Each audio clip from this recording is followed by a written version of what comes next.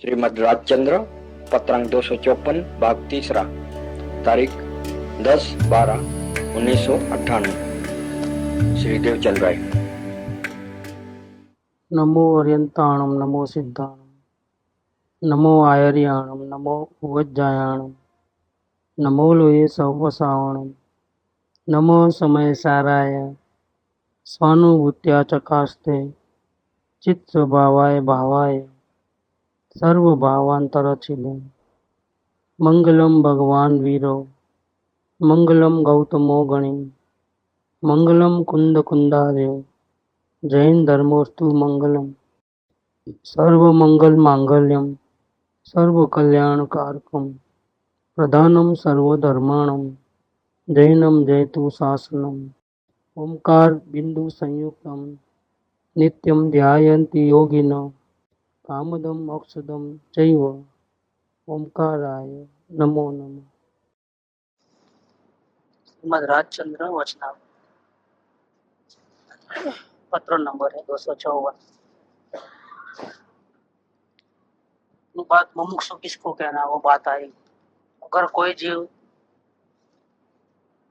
ऐसे तो ज्ञानी ही होना चाहिए, साधक दशा में होना चाहिए, तो मुक्ति निश्चित है। लेकिन मान लो कि वो नहीं, तो एक ऑप्शन में रखा है, तो मुमुक्षु तो होना ही चाहिए। बिना मुमुक्षु हुए मुक्ति मिल नहीं सकती।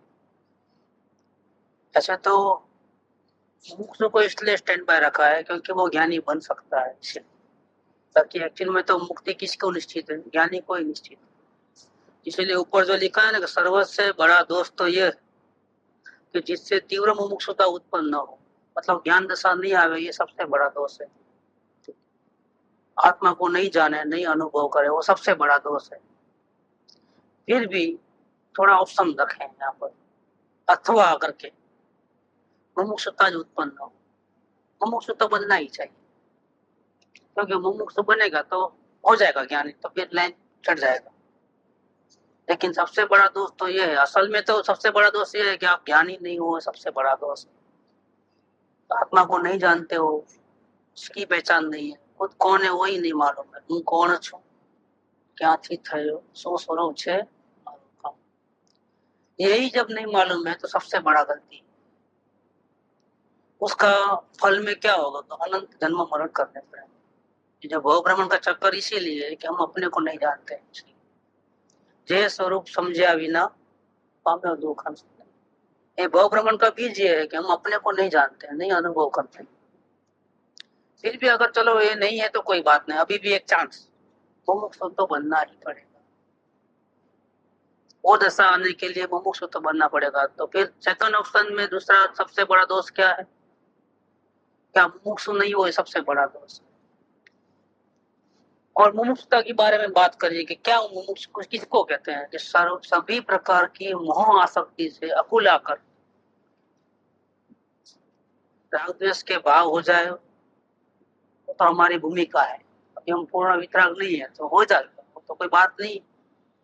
हमारे संयोग ऐसे हैं कि हम अंदर तो रहेंगे नहीं, तो बाहर रहेंगे तो कुछ ना कुछ रिएक्शन तो आएगा ही। राग के परिणाम भी होंगे, द्वेष के परिणाम भी होंगे, अवकाशाएं भी सभी होंगे। अभी तो कोई ऐसी अवसर नहीं। मुमुक्षु की भूमिका में अनंतानुबंधी के क्रोधमान माया लोग भी होते हैं, सभी प्रकार के कसाय पड़े। इसलिए कोई कहे कि मुझे गुस्सा क्यों आया, कि मुझे मान क्यों चढ़ा, कि ऐसा रोने धोने का काम नहीं है। लेकिन ऐसा जब भी हो, गुस्सा आवे या मान प्रकृति हो या कोई भी कसाय तीव्र हो गए या भक्ति के भाव तीव्र हो गए, जो भी हो, इसके पीछे आशय क्या है, इसके पीछे अभिप्राय क्या था, क्या अपेक्षाएं थी।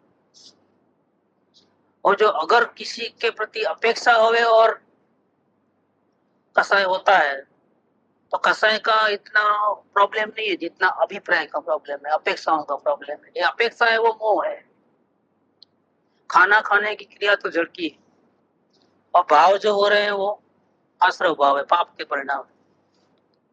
लेकिन ये पाप के परिणाम मेरे को हो रहे हैं, मैं आत्मा ये खाने का भाव करता हूँ या मैं खाना खाता हूँ, ये जो एकत्व वाला जो मामला है, यह मोह है कि खाए बिना कैसे चलेगा, नहीं खाऊंगा तो मर जाऊंगा।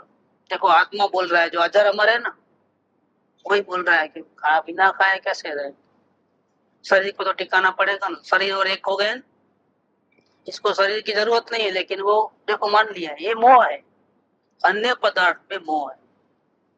तारो दो सेटलो કે અન્યને પોતાનું માનવું અને પોતે પોતાને, वो 108 नंबर, ये गलती है, ये मोह है, मोह के परिणाम है।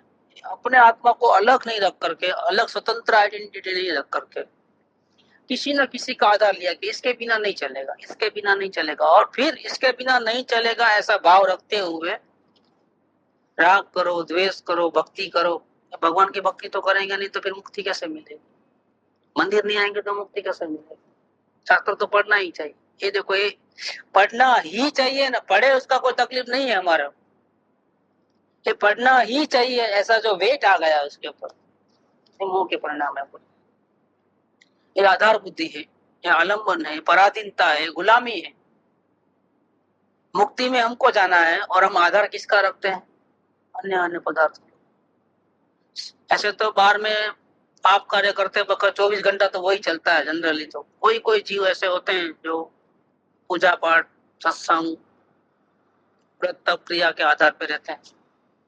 तो वही की वही बात हो गई। आप बाहर में आधार रखो, दुकानदारी में व्यापारों के, व्यापारी के ऊपर रखो, ग्राहक के ऊपर रखो, सगे संबंधी पे, पड़ोसी के, घर परिवार के, शरीर के जो अच्छे रखने वाले संयोग, कपड़े लत्ते, दागिने हुए, इसके, ये सबका जीव गुलाम हो गया है एक्चुअल में, इसके बिना नहीं चलता है। ये सबसे बड़ा दुख है।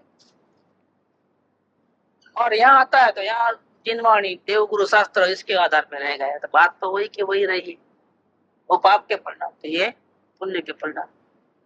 बाहर की क्रिया कैसे भी हो और भाव कैसे भी हो, अभी इस वक्त हमको ऑपरेशन किसका करना? अभी ये जो इसके बिना नहीं चलेगा जो बात है ना, जो ये अपेक्षाएं दूसरे के प्रति, गुलाम वृत्ति, हम देखो बात हम बैठते हैं, हम इसके बिना हमको नहीं चलता है, ये जो हमको नहीं चलता है ऐसी जो बात है वो मोह है। ये मोह का प्रकार है, इसको खत्म कर देना है। फिर आप जो करना है करो। દ્રષ્ટિ વિષ ગયા પછી તે ગમે તે શાસ્ત્ર વાંચે, ગમે ત્યાં જાય, અરે નરકમાં જાય ને તો મુક્તિ થવાની છે, જાઓ। દ્રષ્ટિ વિષ ગયા પછી એને સ્વર્ગ નથી, 15 ભાવમાં મુક્તિ થાય ને એક કૃપાળુ વચન। कोई भी शास्त्र पढ़ो, मुसलमान का कुरान पढ़ो, वहां से भी वो जिनवाणी निकालेगा दृष्टि विष जाने के बाद। और हदीस का पढ़े, चाहे किसी का ही पढ़े, आलिम वाली किसका ही पढ़े, उसमें से भी उसको वो निकालना आता है जिनवाणी का अंश कौन सा है। छटनी हो जाती है ना, हंस क्या करता है? राजहंस। और दूध अलग और पानी अलग करके पीता है कि नहीं पीता है? वो छटनी करना उसको आता है। वो मोती का चारा करने वाला है। कचरा सब में है, कचरा को फेंक देता है, गुण ग्रहण कर लेता है। उसकी दृष्टि है कि देखो ये जिनेन्द्रवाणी का अंश है, इधर इतनी मिलावट है, इतना ये झूठ बोल रहा है, इतना सही बोल रहा है, ये हमारे काम का है, ये हमारे काम का नहीं है। दृष्टि विष गया तो खत्म, मोह गया तो खत्म। ये मोह जाना चाहिए, ये मोह से घबराता है। मुमुक्षु जीव किसी से भी नहीं घबराता है। मौत आए तो अभी का अभी आ जाए, सारी दुनिया उजड़ जाए तो भले उजड़ जाए। देखो ये कृपावटे की मुमुक्ष दशा कैसी थी, 128 नंबर वापिस। मुमुक्ष दशा में जीव के परिणाम कैसे होते हैं? गमे तेम हो, गमे एटला दुख वेठो, गमे एटला परिसह सहन करो, गमे एटला उपसर्ग सहन करो, गमे एटली व्याधिओ सहन करो, गमे एटली उपाधिओ आवी पड़ो, गमे एटली आधिओ आवी पड़ो। गमे तो जीवन काल एक समय मात्र हो, मतलब यमराज આવી ગયા દરવાજે, એક સમય જીવવાનું છે હવે, છેલ્લો શ્વાસ છે હવે, અને દૂર નિમિત્ત હો, પણ મારે આત્મકલ્યાણ જ કરવું છે। આ મુમુક્ષ દશા છે। प्रतिकूलता से घबराता नहीं है और अनुकूलता को चाहता भी नहीं। क्या अज्ञानी जीव का उल्टा है, जिसको आत्मा का अनुभव नहीं हुआ है और करना भी नहीं हुआ है तो ठीक है, लेकिन करना नहीं है, जिसको शांति की खोज नहीं है, वो क्या करेगा? वो अनुकूलता को चाहेगा और प्रतिकूलता से घबराएगा। मुमुक्षु जीव चेंज हो गया, टोटल चेंज। प्रतिकूलता से घबराता नहीं, अनुकूलता चाहिए नहीं, उसको एक ही चीज चाहिए, क्या? शांति शांति शांति। और वो शांति बिना आत्मा के देखे नहीं मिलती है, इसलिए उसको क्या करना है? अभी काम एक ही बाकी है। काम एक आत्मार्थ नो, बीजो नहीं मनोरोग। आ आत्मार्थ ना लक्षण छे। મોક્ષ અભિલાષ, મારે છૂટવું છે, મારે બીજું કાંઈ જોઈએ, આ મુમુક્ષુ છે। इसीलिए अज्ञानी में और उसके वर्तन में कोई फर्क नहीं। अज्ञानी को भी चारों कसाय मौजूद, अनंत अनुबंधी का उसको भी और इसको भी है अभी, क्योंकि ज्ञान दशा तो आई नहीं, तो मिथ्यात्व तो इसको भी है। लेकिन फर्क क्या है कि मिथ्यात्व होने पर भी वो लड़ाई करने के लिए तैयार है, वो लड़ाई करता है मिथ्यात्व के साथ। अज्ञानी ने हथियार डाल दिया है, बोले हमारे संग नहीं होता है। अभी इस काल में कहाँ ज्ञानी हो, क्या बात आपका बात। अब करेंगे तो अभी क्या उम्र थोड़ी है, बाद में करेंगे, अभी तो छोटे हैं, अभी तो ये करना है, अभी तो वो जिम्मेदारी, अभी तो ये जिम्मेदारी। ये किसके लक्षण है? अज्ञानी। और मुमुक्षु अभी का अभी करना है, सबसे पहले लड़ाई करना है। मुमुक्षु जीव में और अज्ञानी में यही फर्क है। मुमुक्षु जीव लड़ाई करता है दर्शन को हटाने के लिए। उसका मुमुक्षु जीव का लक्ष्य कसायों के ऊपर नहीं है, वो मोह के ऊपर है, टारगेट इसके बिना नहीं चलेगा जो है ना, जो जहां वो उसका टारगेट है मुमुक्षु का। फिर ज्ञान दशा में आने के बाद टारगेट बदल जाता है। फिर ज्ञान दशा में आने के बाद अंश मात्र भी राग द्वेष क्यों हो रहे हैं? मोह तो खत्म हो गया, लेकिन अभी राग द्वेष तो है ना। वितरकता कहाँ आई है? तो फिर ज्ञानी चुप नहीं बैठते हैं, वो अर्थ साधना करते हैं।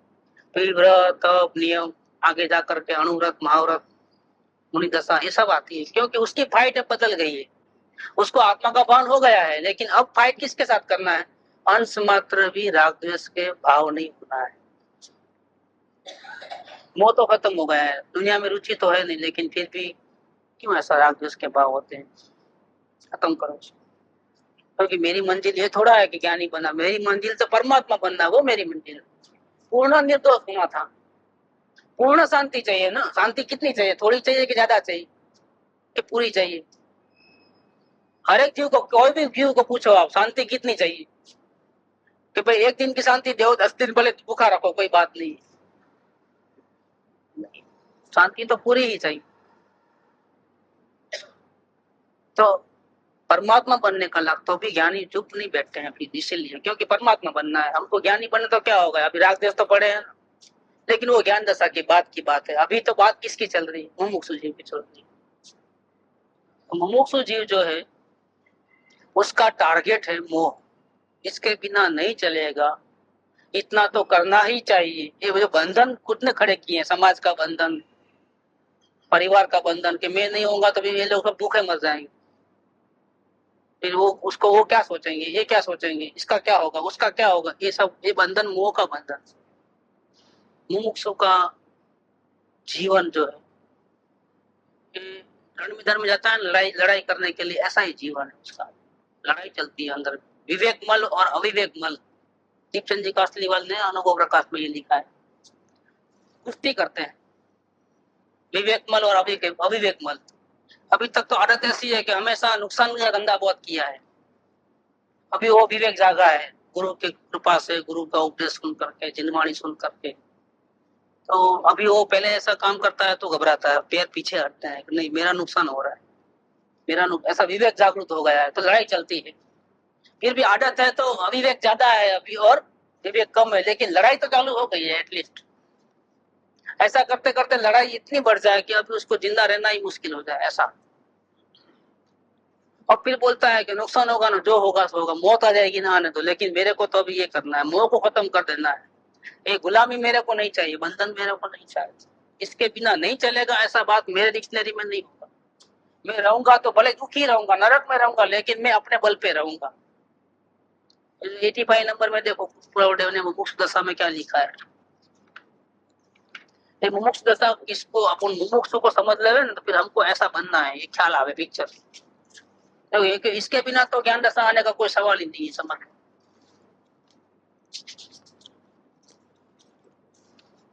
85 नंबर है। हे नाथ, सातमी तमतम प्रभा नरकनी वेदना मળી હોત તો વખતે સંમત કરત, પણ જગતની મોહિની સંમત થતી નથી। આ 23 વર્ષની શરૂઆત, જો આ અનુભવ તો આ વર્ષ પૂરું થાય છે, 23મું વર્ષ ત્યારે થાય છે। આ શરૂઆતમાં, આ વર્ષના 23મા વર્ષના શરૂઆતમાં કેવા વિચાર છે? ફાઇટિંગ કોની સાથે છે? મોહની સાથે ફાઇટિંગ છે। રાગદ્વેષ કેમ થયા, ગુસ્સો કેમ આવ્યો, આમ ન થવું જોતું હતું, ભૂલ કેમ થઈ એ નથી, એનો ટાર્ગેટ એ નથી। मुमुक्षु का टारगेट मोह है, बंधन है, खुद ने खड़े किए हैं, इसके बिना नहीं चले, इसके बिना, ये जो पराधीनता है ये इसका मोह का बंधन है। आप समझ लेना, मुमुक्षु की भूमिका बहुत समझने जैसी है, क्योंकि हमको बनना है तो समझना पड़ेगा वो चीज। इसीलिए यहाँ पर 254 नंबर में एक ही लाइन में मुमुक्षुता का डेफिनेशन दिया है कि मुमुक्षुता वो चीज है कि सर्व प्रकार की मोह आसक्ति से घबरा करके पीछे हटकर, पाप तो करना ही नहीं है लेकिन पुण्य में भी कहीं फंस ना जाए, क्योंकि हमको अनुकूलता नहीं चाहिए, स्वर्ग नहीं चाहिए, हमें क्या चाहिए? शांति चाहिए, मोक्ष चाहिए। स्वर्ग नहीं जाना है हमें, बहुत भक्ति करे और फिर स्वर्ग में चले जाए, हमको नहीं चाहिए ऐसा। संयोग का सुख हमको नहीं चाहिए, हमको तो ऐसा सुख चाहिए जो अविनाशी है। इसमें अमूल्य तत्व विचार में आता है, पश्चात दुख थे सुख। सुखनी व्याख्या गोपाल केवी करी 17 वर्षની ઉંમરમાં कि जिसके पीछे स्वर्ग तो मिले लेकिन वापिस एक इंद्रिय के भाव मिले, ऐसा स्वर्ग का सुख भी हमको नहीं चाहिए। सुख की व्याख्या ऐसा है कि अविनाशी सुख चाहिए, फिर बाद में पछताना नहीं पड़े, बाद में पीछे मुड़ के नहीं देखना है। मेहनत हम ऐसी करना चाहते हैं, घर हम ऐसा बनाएंगे कि हमारी जिंदगी पूरे, हमारे बच्चों के बच्चे रहे, ऐसा घर बनाना है। जिन्हें भी बनाया और बारिश आई और खत्म, ऐसा घर हमको नहीं बनाना है। परमानेंसी चाहिए इसके अंदर। कपड़ा भी कैसा, तो हम भले ही 2 पैसा ज्यादा लगे लेकिन क्वालिटी तो अच्छी होना। क्यों ऐसा हर जगह?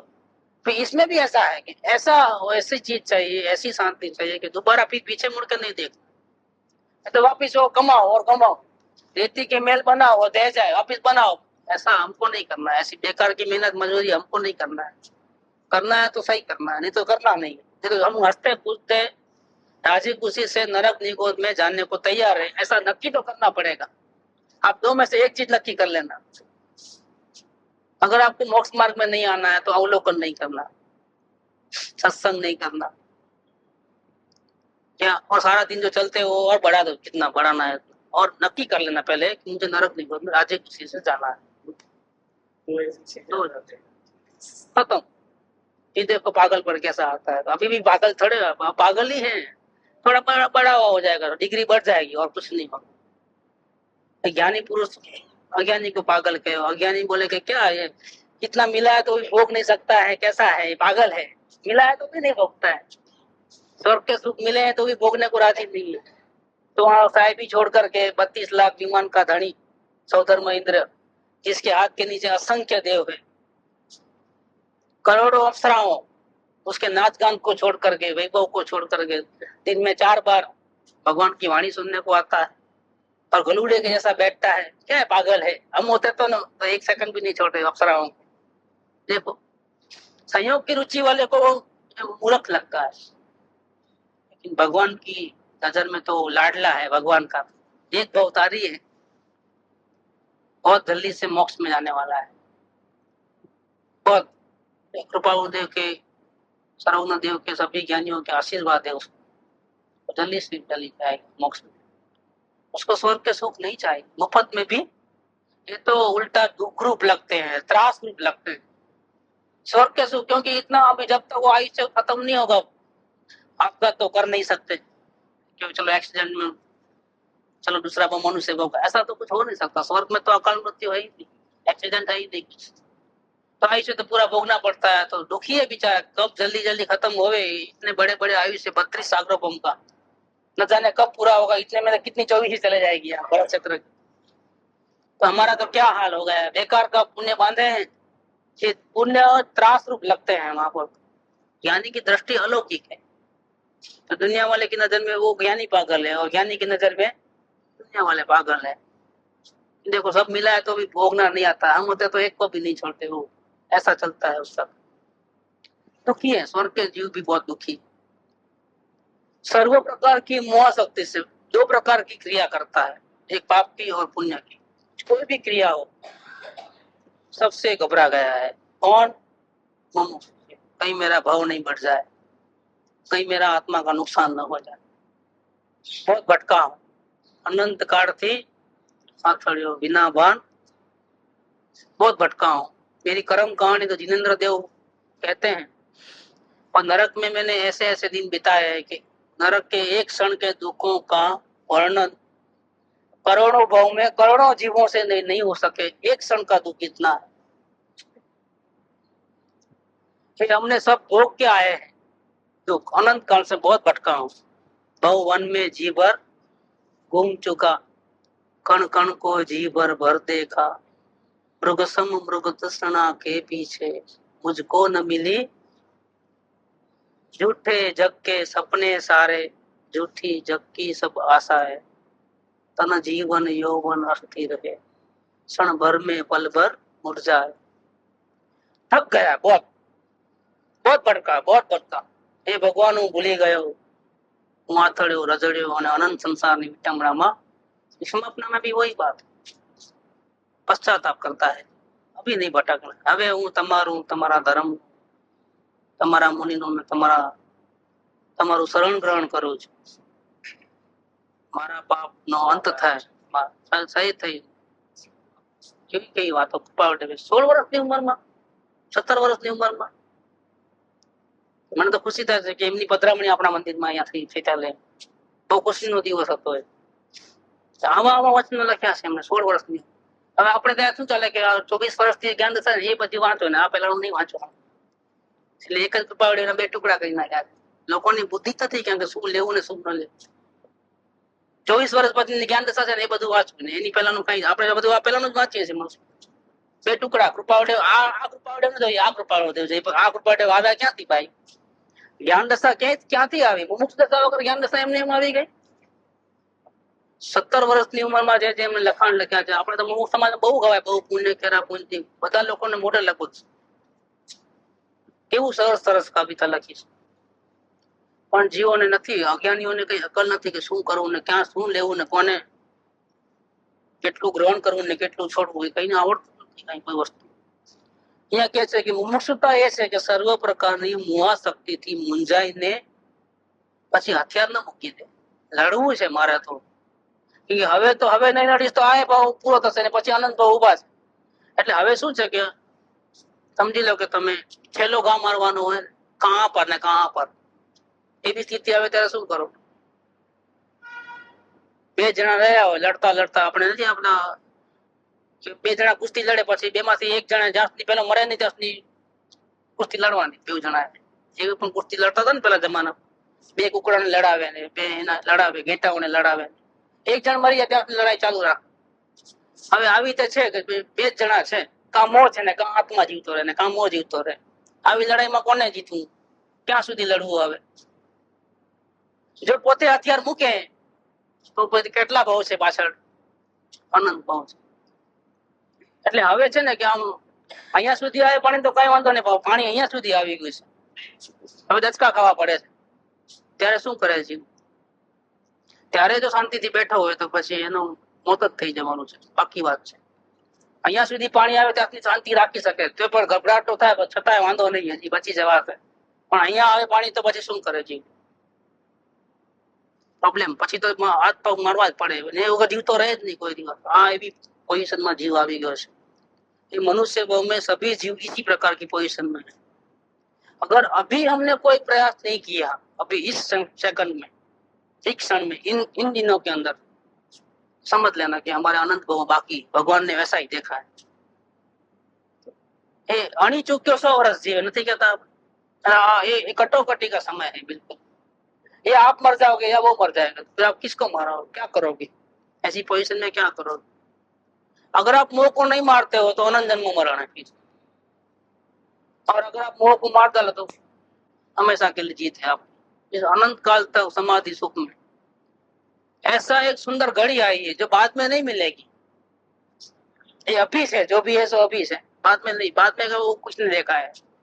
तो ऐसी जब लड़े तो फिर वो हथियार नीचे नहीं डालता है, रास्ता नहीं सूझता है। बात सही है कि उसको रास्ता नहीं मालूम कि कैसे कहाँ तीर चलाना, क्या करना, क्योंकि अंधापा है, मोह कारण से अंधापा है। ज्ञान दशा तो आई, कैसे क्या क्या करना वो उसको नहीं पता है,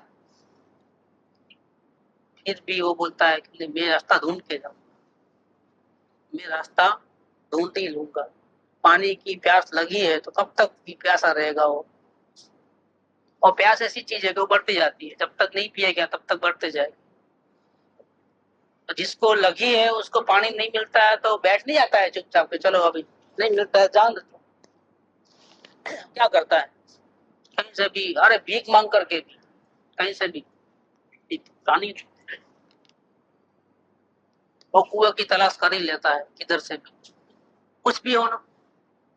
वैसा इधर है कि सच्चे मुमुक्षु तो हथियार नहीं डालते हैं, भले हमको आता नहीं है कैसे मोह को जीतना, क्या करना, कैसे करना, लेकिन अभी हम शांति से बैठने वाले भी जाग गए हैं। उठ जाग मुसाफिर भोर भई, આવે છે ને પેલા કૃપાવટીમાં પણ આવે છે મોક્ષ આપણે આમાં શરૂઆતમાં પહેલો જ કે રાત્રિ વ્રતિ ગમી ગઈ પ્રભાત થયું, હવે જાગ્યા છો તો હવે ભાવ નિદ્રા તાળવાનો प्रयत्न करજો। भाव निद्रा શું છે કે अनंत काल થી जीव ઊંઘે જ છે, जीव कब से सो रहा है, अनंत काल से सो रहा है। तो अब कहते हैं उठ जाग मुसाफिर भोर भई, હવે જાગી जा कि जो सोवत है वो खोवत है, तो जागत है वो पावत है। तो अभी जागने का टाइम है, जाग जा। तुमको नहीं मालूम है लेकिन रास्ता तो ढूंढ लेना है कैसा भी करके। तो ये बात इन्हें मुमुक्षु की बात कही है कि घबरा तो जाता है, घबरा तो बहुत गया है, पल पल में घबराहट है, लेकिन अब उसको नक्की कर लिया है, दृढ़ निश्चय कर लिया है कि नहीं ये मेरी घबराहट है, टेंशन है, दुख है, जन्म मरण का तलवा लटक रही है, अनंत जन्म मरण, इसका जो बीज है, जो मोह है, उसको तो मैं खत्म करके ही रहूंगा। ये दृढ़ निश्चय उसने कर लिया है, किसने, मुमुक्षु। अगर घबराता है और निश्चय नहीं किया है तो मुमुक्षु नहीं है, आप समझ लो। क्योंकि दुख तो किसी को भी नहीं चाहिए, दुख में तो सभी रोते ही है। और अभी करोड़पति हो लेकिन कल के दिन दुख आने वाला है, समझो। ऐसा कोई भविष्यवाणी बताया कि तुम्हारा सब साफ होने वाला है, धरती कम, तो अभी से रोना शुरू करता है।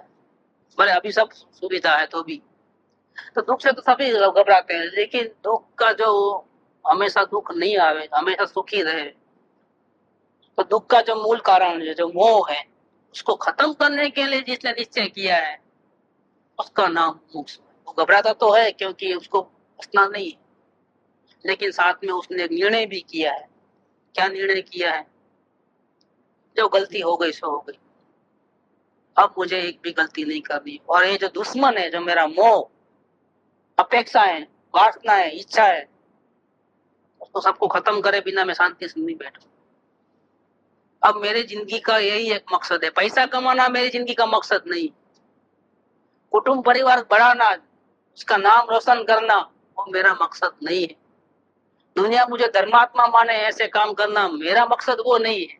देखो समझ लेना मुमुक्षु की दशा का क्या हुआ, टारगेट क्या है। 1 रुपया लिया 128 में,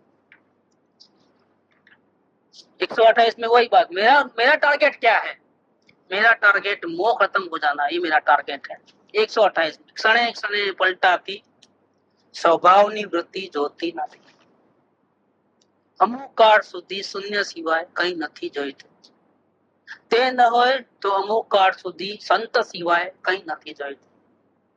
अब उसका अर्थ भी करते जाए तो मजा आए। क्षणे क्षणे पलटाती स्वभाव वृत्ति નથી જોઈતી, એટલે સિદ્ધ દશા જોઈએ છે।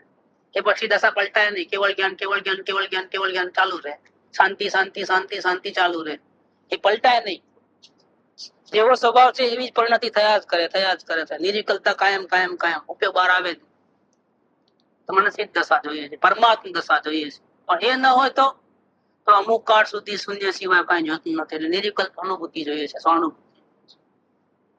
એ ન હોય તો અમુક કાળ સુધી સંત સિવાય કઈ નથી જોઈતું, એ ન હોય તો અમુક કાળ સુધી સત્સંગ સિવાય કઈ નથી જોઈતું, એ ન હોય તો આર્યચરણ આર્ય પુરુષોએ કરેલા આચરણ એ સિવાય કઈ નથી જોઈતું, વ્રત તપ જે હોય નિયમો।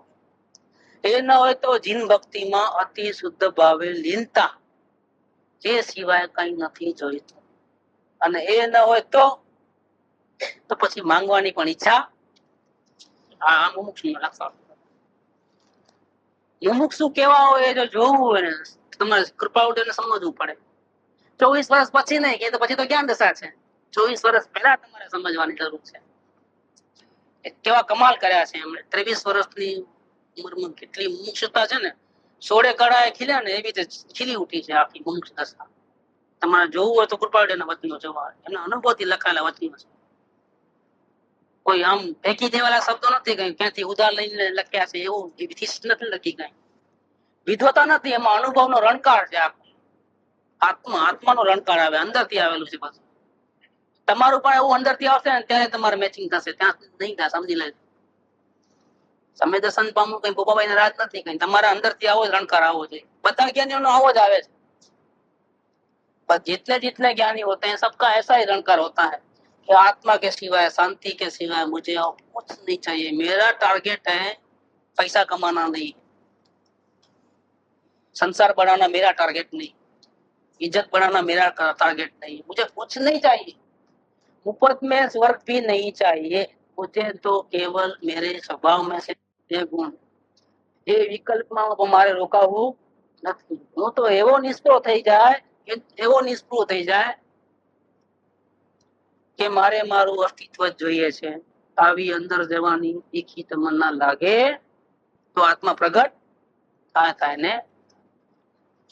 આમાં કેટલાય બોલ છે. આ તો એક નમૂનો છે. માતાજીના વતનમાં એવા ઘણા નમૂના. મુમુક્ષુને લગતી ભૂમિકાના ઘણા સુંદર. એટલે કૃપા ગુરુદેવે કીધું ને 1 લાખ છપાવો.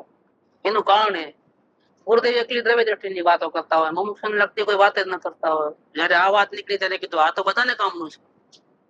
શરૂઆત કરતો હોય એને કામનું છે. તો આપણે ચલો 1 લાખ છપાવો. પહેલી વાર બોલ્યા છે ગુરુદેવ. સમયસાર છપાવે, બીજા શાસ્ત્રો છપાવે, ઘણું છપાવે. ક્યારે બોલ્યા નથી તમે આમ કરો. તરતની ક્રિયામાં માથું મારતા જ નહીં ગુરુદેવ કોઈ દિવસ. એ પોતાના આત્મ ધ્યાનમાં લીન, બાકી 2 ટાઈમ 3 ટાઈમ જે એનો કાર્યક્રમ હતો એ કોઈ દિવસ માથું ના મારે. આ જયારે નીકળ્યું ત્યારે કીધું 1 લાખ છપાવો, બધાને ફ્રી આપો, આત્મધર્મ માં આનંદ. આવો મહિમા આવી ગયો. કેમ કે આમાં મોક્ષને લગતી ઘણી બધી વાતો. બહુ સુંદર પુસ્તક છે. વાંચતા જાઓ પણ ધરાવ નહીં. ને આમાં બધું આવી ગયું. મુમુક્ષુને લગતું, જ્ઞાનીને લગતું, મુનિને લગતું, જીનેન્દ્રને લગતું, વૈરાગ્યની વાતો કેટલી બધી આવી ગઈ. સંપૂર્ણ જેમ અનુશાસ્ત્ર સંપૂર્ણ કહીએ ને બધું આમાં હોય એવું સુંદર શાસ્ત્ર છે. તો मुमुक्षु टारगेट શું? हमारा टारगेट पे ध्यान रखना. मुमुक्षु बनना है तो टारगेट बदलना है. संसार को छोड़ के नहीं भागना है, लेकिन टारगेट बदल देना है. घर बार में रहो, जो करते हो किया करो, मना नहीं है कोई. हमारा टारगेट बदल दे. तो मेरा ध्येय वो नहीं, मेरा ध्येय तो मोह को खत्म करना, वो मेरा ध्येय है.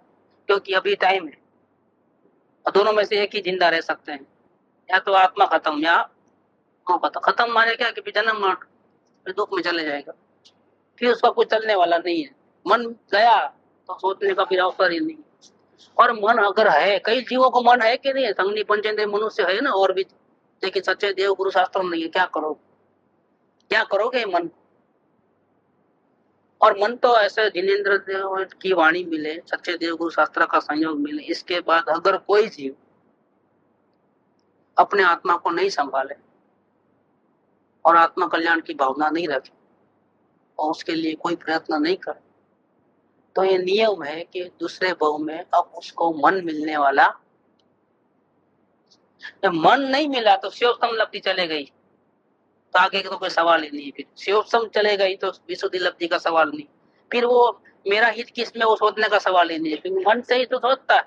फिर तो खत्म हो गई, मामला ही खत्म, फिनिश. अगर मन गया आपसे, इसीलिए देखो उपदेश किसको लागू पड़ता है? संगनी पंचेंद्रिय है उसको लागू पड़ता है. असंगनी पंचेंद्रिय को भी उपदेश लागू नहीं पड़ता है. भले जानवर हो, सिंह हो, वाघ हो, गेटा बकरा हो, मन है ना, उपदेश लागू पड़ता है. मछली हो, मेंढक हो, उसको उपदेश लागू पड़ता है. लेकिन जिसका मन नहीं है उसको कोई उपदेश लागू नहीं पड़ता. अभी देखो हमको संगनी पंचेंद्रिय तो अभी है, और सच्चे देव गुरु शास्त्र के संयोग में भी हम आए हैं. महान भाग्य के उदय से. ये दुनिया में जीत लेवे तो भाग्य का उदय नहीं समझना, और अधोगति का कारण. क्योंकि एक ही भाव संयोग का सुख के बाद में तो अधोगति है. लेकिन जिनेंद्र देव की वाणी मिले, सच्ची वितरागी, सच्चे गुरु मिले, वो समझना के सारी दुनिया क्या सब जीत लिया है हमने. इतना पुण्य इकट्ठा किया तभी मिला है हमारा. ऐसा जब संयोग मिलता है तब हम आडोड़ाई करें. आडोड़ाई का मतलब क्या? आत्मा नहीं चाहिए बाद में, पहले दूसरा कुछ. टारगेट चेंज नहीं करे, अगर हम आत्म कल्याण का ध्येय नहीं बनावे तो क्या होगा? इसका फल क्या? बहुत भयंकर फल है। उसने देवगुरु शास्त्र की विराधना की, उसका फल बहुत जबरदस्त है। क्या होगा? दूसरे भाव में उसको मन मिलने वाला नहीं। इसका मतलब क्या होगा कि मोक्ष मिलने वाला? इसका मतलब ये होगा कि वो निगोद में जाने वाला है, अनंत काल तक जन्म मरण करते रहे। निगोद के जीव में पृथ्वी का एक, अग्नि का एक, वायु का एक, जल का एक और वनस्पति का एक, ऐसे अनंत जीव। शरीर एक और जीव इसमें अनंत रहते हैं। ऐसा जैसे डुंगली है, पटाटे हैं, वनस्पति है, जमीन है, पत्थर, ये सब में जीव है। भूमि का अनंत जीव रहते हैं जो निगोद के जीव रहते हैं। वायु है, अग्नि है, इसमें जो पंच महाभूत कहते हैं वेदांत वाले, वो सब जीव के, जो उसके बॉडी है, अग्नि वगैरह बॉडी है, उसके अंदर अनंत जीव रहते हैं। ऐसा बनना पड़ेगा और अनंत काल तक। क्या सजा मिलने वाली है? सजा कोई छोटी मोटी नहीं है, समझ लेना। इसलिए सबसे बड़ा दोष कहा, सबसे बड़ा दोष क्यों कहा? क्रोध करेगा तो नरक में जाएगा, बाहर निकल के फिर अपना आत्म कल्याण अरे वहां पर भी कर सकता है। रावण को तो वहां भी हुआ है, नरक में हुआ है आत्मा कल्याण। गड़बड़ करके गया नरक में, तो वहां सीता जी आ गए समझाने के, भाई तुमने क्या गलती कर दी, देखो तुम्हारा ही बुरा हुआ, देखो याद करो अवधि ज्ञान, अभी सुधरना है कि हाँ भाई बचाओ, ये आत्मा का ज्ञान करो। सब याद, नरक के संयोग में भी तुम सुखी रहोगे अगर आत्मा का ध्यान करोगे तो, बाकी कोई बचाने वाला नहीं। देखो तो माँ भाग्य से वहां मिला उनको उपदेश, तो वहां आत्मज्ञान, नरक में भी आत्मज्ञान होता है, लेकिन मन नहीं मिला तो खलास, खत्म हो गई बात। इसका फल ये है, देव गुरु शास्त्र मिलने के बाद भी और समझाने के बावजूद भी अगर हमको आत्म कल्याण नहीं करना है, तो इसका मतलब ये हो गया कि हमने उनकी विराधना की, और ये सबसे बड़ा दोष है, वो दर्शन का दोष है। आप चाहे जितनी भक्ति करते हो, चाहे जितने आपके आचरण अच्छे हो, दुनिया में अच्छे लगते हो, सबसे बड़ा दोष है, अधोगति मिलेगी और कुछ नहीं। अपना खुद का समझ लेना, कैसा करना है, क्या टारगेट बदलना है कि नहीं बदलना है। मुमुक्षु जीव टारगेट बदल देता है, भले ही उसी संसार में रहता है, अभी ज्ञान दशा भी नहीं है, लेकिन टारगेट तो बदल देता है कि आप मुझे ही नहीं चाहिए। जैसा कृपाणु ने बताया ना, क्षणे क्षणे पलटा थी सर्वभाव रति नथी जो थी, ये टारगेट बदल गया है, अंदर का ध्येय बदल गया है। उसी संसार में भी अभी ज्ञान दशा भी नहीं आई 128 में, अंदर से पूरा रणकार बदल गया है। नहीं चाहिए मुफ्त में भी, ये संसार के सुख मुफ्त में भी नहीं चाहिए, चाहिए ही नहीं ना, खत्म हो गई बात। मुझे सिर्फ मेरा आत्मा, मुझे सिर्फ शांति ही चाहिए और कुछ नहीं चाहिए, ये नक्की कर लिया कृपाणु का आत्मा। 128 3 महीने में आत्मज्ञान होता है 128 के बाद। ये बात लेने का है कि मुमुक्षुता वो चीज है कि सर्व प्रकार की मोह शक्ति से मुझा करके एक मोक्ष के लिए ही प्रयत्न करे, हथियार नहीं फेंक देना। चाहे जितने घबराहट हो, चाहे जितना अवलोकन करते हुए बहुत घबराहट होती है, बहुत टेंशन होता है, अपनी गलतियां ही गलतियां दिखती है, डर लगता है मेरा क्या होगा, होगा कि नहीं होगा, क्या करूं कैसे करूं, तो रास्ता सूझता नहीं है ना, क्या करूं कैसा करूं, तो होने ही वाला है। जो भाव हमको नहीं करना है वही भाव आ जाते हैं, क्रोध नहीं करना है तो क्रोध हो जाता है, करना नहीं हो लेकिन हो जाता है, क्या करें। कोई भी कसाय भाव पाप के परिणाम नहीं करना है लेकिन हो जाते हैं, अब क्या करें। और उसका टेंशन इतना हैवी हो गया है, कुछ जिंदा रहना मुश्किल हो गया है। सब होगा, सबको फेस करना है, लेकिन मैदान छोड़ के जाना, प्रयत्न करना, कैसा भी करके छूटना है, ऐसा उसका नाम मुमुक्षु है। ये मुमुक्षुता की व्याख्या है। और तीव्र मुमुक्षुता ये है ज्ञान दशा की बात, कि अनन्य प्रेम से मोक्ष के मार्ग में क्षण क्षण में प्रवृत्ति करना। अनन्य प्रेम से, अपने आत्मा से प्रेम हो गया है, कैसा प्रेम हुआ है, अनन्य प्रेम। जितना ज्ञान दशा के बाद जितना प्रेम अपने आत्मा से होता है, इतना प्रेम तो जिनेंद्र देव के ऊपर भी, साक्षात जिनेंद्र देव है ना, उसके ऊपर भी नहीं रहता है।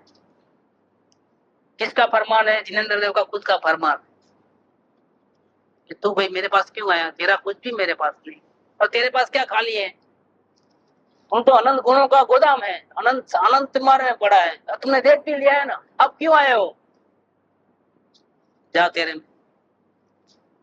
तो तुम तेरे से ही प्रेम कर, अब किसी से प्रेम मत कर। कि वापिस जिनेंद्र की आज्ञा से वापिस चले जाता है अपने आत्मा में। अनन्य प्रेम से सेकंड सेकंड में मोक्ष के मार्ग में प्रवृत्ति करता है। कौन? तीव्र मुमुक्षु वाला, मतलब ज्ञानी जीव, साधक जीव। चौथे गुणस्तन से चालू हो गया साधना उसकी। इस साधना के बल से अल्पकाल में, जो बाद में भी जो अनंत अनुबंधी क्रोध मान माया लोग सब कसाय खत्म हो गए, लेकिन जो बाद में जो दूसरे 3 कसाय हैं, वहां से स्थिरता बढ़ाते बढ़ाते, अपने आत्मा से प्रेम करते करते, निरिकल्प त्याग करते करते, बढ़ाते बढ़ाते, स्लोली स्लोली या फास्ट फास्ट, जैसा भी ठीक लगे, सभी कर्मों का, सभी राग द्वेष के भावों का नाश करके परमात्मा बन जाता है। कितने टाइम में? मैक्सिमम 15 भाव, मैक्सिमम, इससे ज्यादा नहीं। कर ही लेता है वो नियम से। और इस काल में तो कृपावदे हो गए 1 भवतारी, सोगानी जी हो गए 1 भवतारी। ऐसे भी जीव हैं इस काल में कि जिनकी बात सुने तो ऐसा करंट लग जाए, सीधा खड़े हो जाए जीव। ऐसे ऐसे जीव भी हैं इस काल में।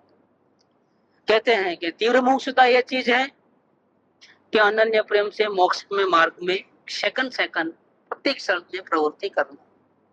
हम आत्मा को छोड़ करके और कहीं प्रेम लगता भी नहीं है, और लगाना भी। खतरे कुंडी में पढ़े थे, आपको भूल गया इनसे क्या अंधेर, समर समर अब हसत है नहीं भूले। चश्मा पोते पहरेला, चश्मा ने गोततो थो, આવી વાત હતી। आपको भूल गया, પોતે જ પોતાને ભૂલી ગયેલો। इनसे क्या अंधेर, એનાથી મોટું અંધારું બયું બીજું કયું?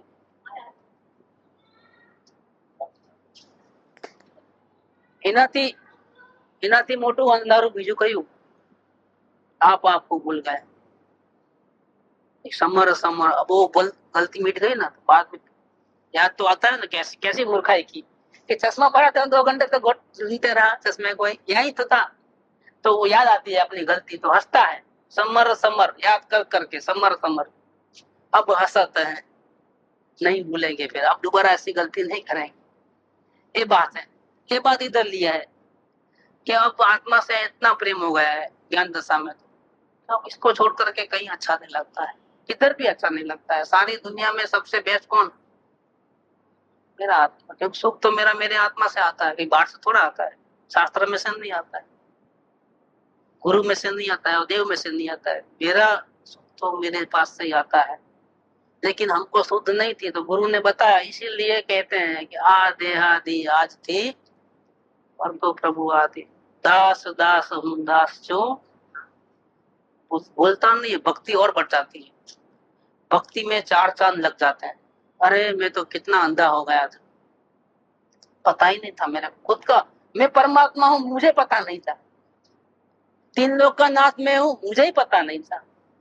कैसे अंधा था मेरा? ऐसा क्या पागलपन था? क्या मिलता था मुझे बाहर में? શું કુટુંબ કે પરિવાર થી વધવા પણ लक्ष्मी अने अधिकार वत्ता। क्या ऐसे पागलपन किया मैंने? क्या कहाँ फंसा मैं परमात्मा भीख मांगते रहा कितने टाइम से, अनंत काल से। मुझे मालूम नहीं था। सतगुरु का बहुत उपकार है, बता दिया। आदि आज थी तो प्रभु, दास दास हूँ दास हूँ आप प्रभु नो। कई बात શું પ્રભુ ચરણ કને ધરું, ભક્તિ ભાવ આવે ને ત્યારે કઈક સમર્પણ ભાવ આવે એની અંદર। શું પ્રભુ ચરણ કને ધરું, પણ આત્માથી સૌ મારે સર્વશ્રેષ્ઠ વસ્તુ આપી છે, પણ એ તો આત્માથી કોઈ છે નહીં વધારે, એ તો તમે જ મને આપ્યો છે, પાછું શું આપું? समझा?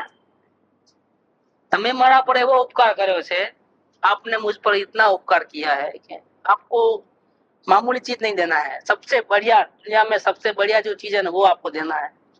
लेकिन वो तो आत्मा है, वो तो आपने ही मुझे दिया है, तो मैं क्या लौटाऊं? क्या आदि आज थी वर्तो प्रभु आदीन, दास दास दास छू आ प्रभु नो दिन। शू प्रभु चरण कने धरू आत्मा थी सौहीन, ते तो प्रभु है वर्तु चरणाधीन। मैं तो आपके चरण में रहूंगा, आप कहीं जाना ना नहीं। इसलिए कहा ना, बेंसन ने कहा है कि हमको तो निरंतर देवगुरु शास्त्र का चरण सानिध्य चाहिए और कुछ नहीं चाहिए। अभी आत्मा मिल गया है ना, भले ही आत्मा मिल गया है, लेकिन आत्मा थोड़ा रोज अंदर में रहते हैं, इतना तो बल आया नहीं है अभी। अब हम तो बालक हैं, दिनेश्वर के लघु नंदन है। अभी हमको तो कुछ छोटे बच्चे पे जिम्मेदारी नहीं होती है, बड़े बच्चे पे होती है ना। ये तो क्या है, सम्यक दृष्टि क्या है, जिनेश्वर देव का लघु नंदन है, मुनिराज है, बड़े बड़े बेटे तो मुनिराज है, हमारे पे तो कोई जिम्मेदारी नहीं है। तो हमको तो क्या करना है, तो हम डिसीजन तो कोई लेने वाले नहीं। डिसीजन कौन लेगा, कि हमारे गुरु लेंगे, हमारे जिनेन्द्र देव लेंगे हम।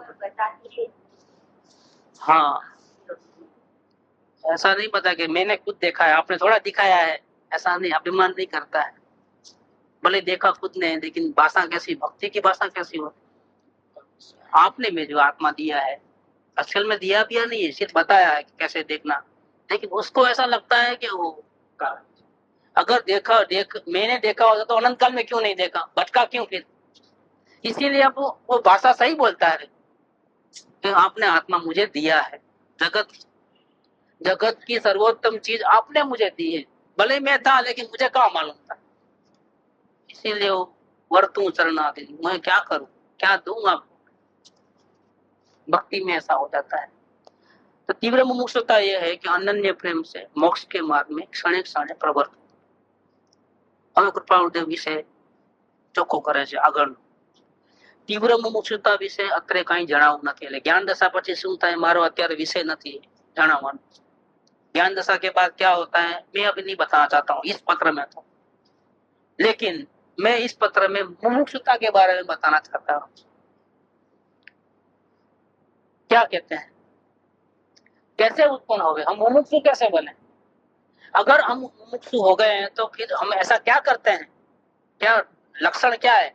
ये नमक है, इसका लक्षण क्या है, शक्कर है, इसका लक्षण क्या है, ऐसे अज्ञानी है उसके लक्षण क्या है, और ये मुमुक्षु है उसके लक्षण क्या है। हम कोई भी चीज को कैसे परखेंगे, लक्षण से परखेंगे, चिन्ह से, बाह्य चिन्ह से परखेंगे। तो लक्षण बता रहे हैं तो पावटिया क्या करते हैं, क्योंकि सामने वाले जीवों को मुमुक्षु बनाना है मतलब कि मोक्ष मार्ग में लाना है तो पहले मुमुक्षु बनना पड़ता है। तो मुमुक्षु कैसे बनना उसकी विधि बताना है। लेकिन आप ऐसा करो, ऐसा कहने के बदले अगर मुमुक्षु होते हैं तो उसके लक्षण ऐसे ऐसे होते हैं, आप चेक कर लेना कि आप है कि नहीं है, तो आप चेक कर लेना। क्या कहते हैं कि मुझे तीव्र मुमुक्षुता के बारे में नहीं बताना है, लेकिन मुमुक्षुता के बारे में बताना है कि ते उत्पन्न થવાનું લક્ષણ શું, પોતાના દોષ જોવામાં અપક્ષપાતતા એ છે। તમે જો તમારા દોષોને જોતા હો એ પણ પક્ષપાત કર્યા વગર તમે મુમુક્ષુ છો। તમે જો આ કાર્ય ન કરતા હો તમે મુમુક્ષુ, તો તમે કોણ છો, અજ્ઞાની। તમે જ્ઞાની પણ નથી, તમે મુમુક્ષુ પણ નથી, તમે કોણ છો, તો અજ્ઞાની છો। અજ્ઞાની નું ફળ શું આવે, અજ્ઞાનતા। राजी खुशी थी नरक निगोद में जवानु निर्णय। अज्ञानी किसको कहते हैं, अज्ञानी ने निश्चय करके रखा है कि मुझे राजी खुशी से नरक निगोद में ही जाना है, मुझे सुखी नहीं होना है, ये निश्चय है अज्ञानी का। मुंह से भले कुछ भी बोले लेकिन उसका निश्चय तो ऐसा ही है, क्योंकि जैसा निश्चय होता है ना ऐसा ही वर्तन होता है। अगर उसने ऐसा निश्चय नहीं किया है तो फिर उसको अवलोकन करने में क्या आपत्ति है। मुंह से कुछ भी बोले उसकी क्या वैल्यू, आप करते क्या हो। अगर आप अवलोकन नहीं करते हो तो आप मुमुक्षु भी नहीं हो। मुमुक्षुता का लक्षण तो ये है कि अपने, दूसरे के नहीं, दूसरे कुछ भी खड्डे में जाए, अपने खुद के गुण नहीं दोष, गुण को नहीं देखना है। किसको, गुण को मतलब आत्मा को नहीं देखना है। अभी आत्मा को तो ज्ञान दशा में देखना, अब मुमुक्षु दशा पूरी हो जाए तब देखना, अभी तो नहीं देखना है। सीधा गायक नहीं करना, रहने दो।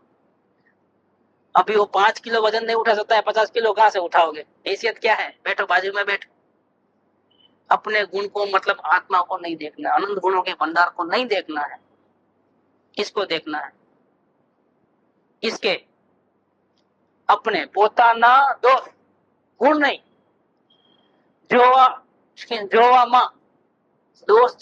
दोष को हटाने में नहीं, देखो दोष को याद करने में नहीं, दोष नहीं करूंगा ऐसा निर्णय करने में नहीं। देखो 3 बात ध्यान में रख लेना। हम गलती कहाँ करते हैं, क्रोध को देखा, अरे क्यों आया, ये गड़बड़ हो गई, वापिस। हमको सिर्फ देखने को कहा है कृपादेव ने, ये बहुत ध्यान में रखने की बात। गलती यहाँ होती है। गलती देखा कि अरे ऐसा नहीं करना था, भूल हो गई, नहीं, बिल्कुल नहीं, नो प्रतिक्रमण, दोबारा नहीं करूंगा, नो प्रत्याख्यान। निर्णय नहीं करना है हमको, क्या करना है, हटाना नहीं है किसी दोस्त को। क्रोध बुरा है नहीं मानना है, अब पक्षपात नहीं करना है कि क्रोध बुरा और भक्ति अच्छी, नो पक्षपात। પોતાના દોષ જોવામાં अपक्षपातता ये है। पक्षपात किए बिना सिर्फ देखो, क्रोध आया है देखो, भक्ति आई है देखो, जो जो भाव आते हैं देख, करने की जरूरत नहीं है, बिना करे ही आते हैं भाव। क्या करोगे आप, वो तो लाइन चल रही है धनाधन, करने की जरूरत नहीं है, पानी बह ही रहा है ना, तो आप हटो पानी बहो, ऐसा क्या करने की जरूरत है, कोई जरूरत नहीं। आप चुपचाप बैठो, आपकी दृष्टि खोल दो, उपयोग कहाँ लगाना है, कहाँ गलती हो रही है, तो सभी गलती हो रही है, क्या अच्छा क्या हुआ है, अभी आत्मज्ञान तो हुआ नहीं। आत्मज्ञान के पहले जो भी होता है वो क्या होता है, गलती गलती गलती गलती, बस उसको देखो, अपने परिणाम को देखो, कैसे कैसे भक्ति के भाव आते हैं, कैसे कैसे व्रत तप के भाव आते हैं, कैसे कैसे पाप पुण्य के भाव आते हैं। आप सिर्फ देखने का है, आपको हटाना नहीं है, कुछ करना नहीं है, निर्णय नहीं लेना है किसी प्रकार का, नो डिसीजन, ओनली एक्सरे। अभी कौन सी दवा देना है वो विषय नहीं चल रहा है, ऑपरेशन कैसा करना वो डिसीजन नहीं चल रहा, अभी डायग्नोसिस है ओनली, नथिंग एल्स। आप एक काम शुरू कर दो तो आप मुमुक्षु हो, एक रूपा देखना चाहते हैं। तो मुमुक्षुता का लक्षण क्या है कि वो उत्पन्न होने का लक्षण यह है कि પોતાના दोष જોવામાં अपक्षपातता ये है। देखो एक कृपालदेव ने ज्ञान दशा के बाद 24 वर्ष में उम्र में ज्ञानी बनने के बाद 8वें महीने में पत्र लिखा है, लेकिन इसके पहले 108 में उन्होंने यही साधना की है, जो खुद ने साधना की वही साधना उन्होंने मुमुक्षुओं को बताई है कि मैंने ज्ञान दशा कैसे पाई, कि पहले इस प्रकार से मैं मुमुक्षु बना था 108 में साधना करके, 128 में मैंने लक्ष्य बांधा, टारगेट बदल दिया, तब मुझे कुछ नहीं चाहिए, मुझे सिर्फ शुद्धात्मा चाहिए, शांति चाहिए। जब पढ़े अभी 128 की भावना, और 128 के बाद की जो साधना हुई उसमें 3 महीने में उनको आत्मा का ज्ञान होता है, और ज्ञान दशा के बाद उन्हें उपदेश क्या देते हैं, जैसे उन्होंने जिस प्रकार से जैसे प्रयत्न से ज्ञान दशा को प्राप्त की वही उपाय हमको बता रहे हैं। संवाद के मुमुक्षुओं को माने अपन को बता रहे हैं कि अगर आपको ज्ञान दशा चाहिए, अगर आप भवघूमन से छूटना चाहते हो, अभी भी आपको कोई छू जाती है अंदर से, बुद्धि का सदुपयोग करना है, मन का बुद्धि का, तो अभी एक चांस है। तरीका ये है, ज्ञान दशा में आने का तरीका ये है कि पहले आप मुमुक्षु बन जाओ। तो बनने के लिए क्या करना है, उसका लक्षण क्या, कि मुमुक्षुता उत्पन्न होने का लक्षण, मुमुक्षुता पैदा की जाती है, सब पैदा होता है, सब मुमुक्षु नहीं होते हैं, मुमुक्षुता उत्पन्न की जाती है, हम प्रयत्न करेंगे तो उत्पन्न हो जाएगी कि नहीं। पहले से मुमुक्षु ऐसा कोई अभी इस काल में पंचम काल में पैदा होते ही को मुमुक्षु बहुत कम मिलेंगे, क्योंकि बहुत पाप किया होगा तभी इस काल में जन्म होता है, पंचम काल में।